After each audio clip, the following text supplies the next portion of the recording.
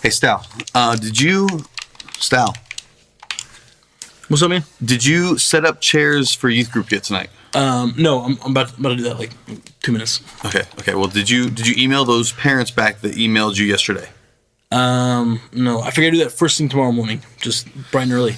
I'll get it done. Okay. Did you finalize the calendar design that we have to send out so we can get printed so we can send it to parents? 60% done, 65% done. Okay. Did you schedule the volunteers for youth group tonight? I didn't get to that, but I'm sure they'll be there. They come every week. It'll be fine. What have you done? Well, I just got my third solo dub on Fortnite. Did you at least take the trash out of your office like I told you to?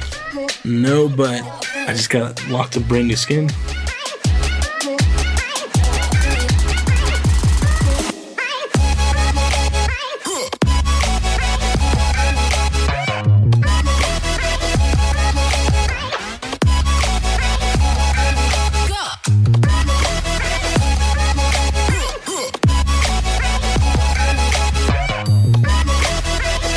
Hey guys, I'm Trevor. And I'm Stallion. And welcome to the Youth Room. Do you ever get the feeling like your job description is just more than you can actually accomplish? Yes. Do you ever get to the end of the day and feel like you have so much more to do still? Every day.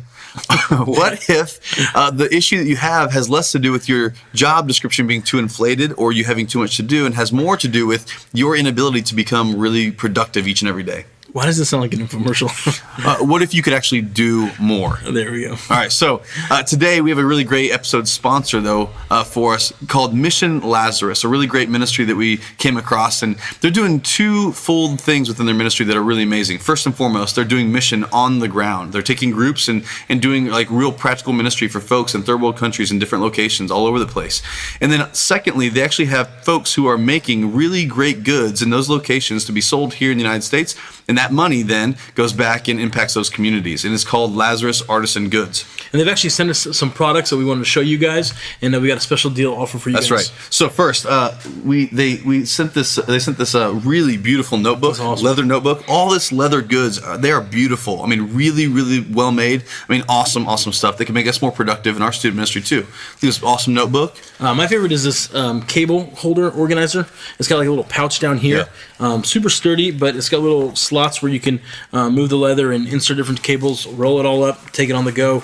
Feels really good. Smells amazing. That smells amazing. Genuine leather, obviously.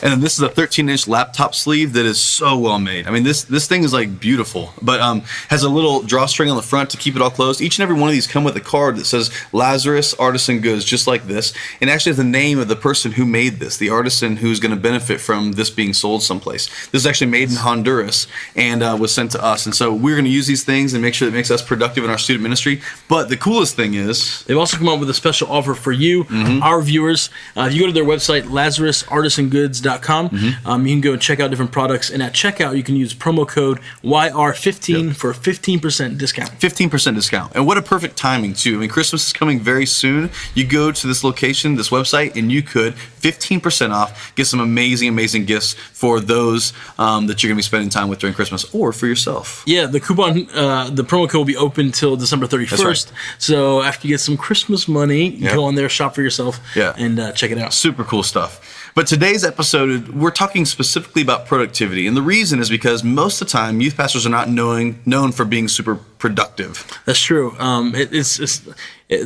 All students, pastors have gotten into student ministry and they say, man, I want to be relational. I want to spend time with students. And yet the organizational side is just a piece that's And here's lacking. the problem. What takes place outside of the four walls of the youth room actually impacts what's happening inside of the four walls of the youth room. So if you're not productive and efficient on the outside, then you're never going to be able to have the impact that you want to with students on the inside.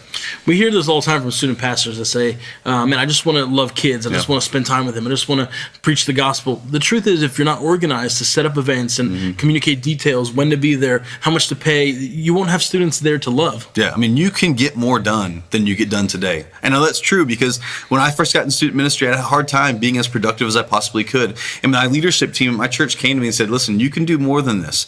I didn't believe them at first, but then I began to realize I could be more productive. I could get more done, and I saw success in my ministry because of it.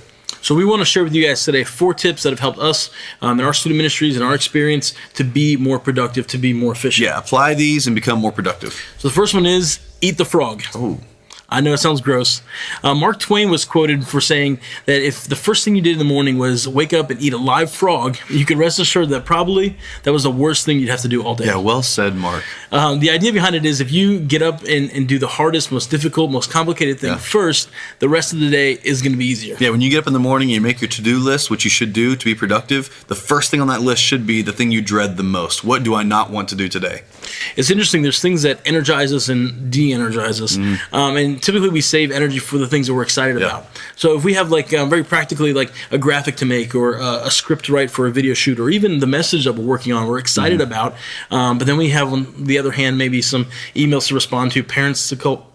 None of our parents are watching this show, right? Absolutely not. Okay, hopefully not. But if you have parents to contact or emails to send, then maybe you're not as excited. If you do those things first, no matter how long it takes, you'll be excited about the stuff that comes later, the stuff that you are excited for. You'll have energy. That's right. Eat the frog. But here's the real question. What if you have like multiple frogs? Eat the ugliest one first. Yeah, eat the ugliest frog first. Get the worst thing out of the way. So at the end of the day, you can be doing the things that you really enjoy doing.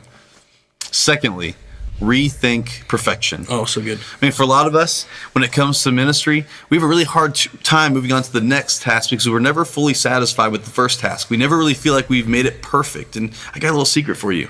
It'll never be perfect. There's always more to do on everything. But if you keep staying in that one position, you never get it done. You never move on to the next thing. You never become productive. I gotta say, this is especially hard for me. Certain personality types that really just want to crush it and knock it out of the park. The crazy thing is that if we work so hard and so long at making something perfect and constantly tweaking, constantly changing and adding and keep messing with, the truth is we could actually harm ourselves and get the thing out late or not get it out at all. Yeah, there could be an adverse effect to you trying to make it perfect because it impacts all the other people that you're working with or the parents that you're working with or the students that you're working with. There has to become a time, I think, for all of us where to get the most done, to do more, we have to be able to look at our project or our thing that we're working on and say, it's good enough. It's not perfect, but it's good enough and it'll be effective. Along those lines, our third thing is something that we like to say a lot in our student ministry, and that is stay humble but hustle hard. You need to work hard. You need to try hard at everything that you do, and you need to work to accomplish those things, but you need to stay humble in the process. Yeah, I mean, youth ministry is a hustle. There's a lot to do. I don't know any youth pastor that I've ever come across is like, I wish I had more to do. All of us have too much to do. And so what you have to do is every single day when you get up in the morning, put your nose to the grindstone and hustle hard, make the phone calls, do the emails, spend time with the students, plan the games, do all of these things and do it to your best ability. And if you do, success will come. And here's the problem. One of the most difficult things. When success comes, how do you handle it? You have to stay humble. So stay humble, hustle hard. One of the things that has helped me the most in difficult times when we're hustling, when we're working a lot, is to think of the overall big picture. Yeah. I had this epiphany one time. I was at an amusement park on a lazy river. Appropriate. And I thought to myself, wait a second, I'm getting paid right now to hang out with students, to be on a lazy river, to have fun. There's so many fun things in student ministry, whether you're going to a trampoline park or playing sports with students, watching sports, eating food, going out to lunch, whatever it is. Let those fun things energize and fuel the more complicated, the more difficult times when you're working long hours, late nights, overtime, and all the extra things that you're doing. Let the fun, let the bigger picture of student ministry fuel those difficult times. Yeah, and lastly, and maybe most practically, but I think this one thing could transform your ministry. Carry a notebook everywhere you go. That's right. Carry a notebook everywhere you go. I mean, it's super, super simple. But when you carry that notebook, I don't mean keep it in your hands. I mean, when someone talks to you, open that notebook up, write down what they're saying. Write down. Write it down. It's helpful to use it. When someone calls you and leaves you a number, write those things down. You got a to-do list. Write it down in your notebook so you can go back and you can scratch it off and you can mark it off. Nothing feels better than to have a to-do list that's all marked off by the end of the day. Use your notebook and carry it with you wherever you go. When I first started in student ministry, I thought to myself, man, I can remember things. I've got a great memory. I won't forget. I know what I need to get done. Well, that lasted maybe 5 minutes. Oh, for me, a couple weeks. But yeah, soon after that, I realized I can't remember everything. I can't remember phone numbers. I can't remember certain details. And you have to go into meetings and things, and you need to write stuff down. Yeah. I mean, it sounds like a cute thing to do, but we're being honest. I mean, here are our notebooks. We carry it with us everywhere we go. When a student sees me and a parent sees me, more than likely, this is in my hands because I want to make sure I'm being productive as I can be.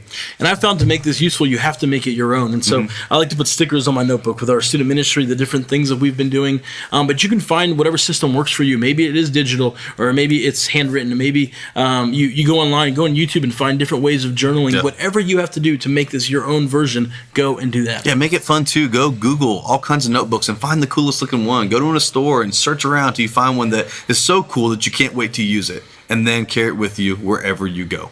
All right, so let's recap. First of all, you have to eat the frog. Yeah. Then you want to rethink perfection. You want to stay humble, but hustle hard, and carry a notebook everywhere you go. That's right. We want to hear from you too. Let us know what things you're doing to become more productive so we too can learn from you and become more productive. Comment below. Make sure you subscribe. And maybe share it with somebody who else could become more productive in their ministry. Maybe put a kind note before you go ahead and share it with them. I will see you next time in the Youth Room.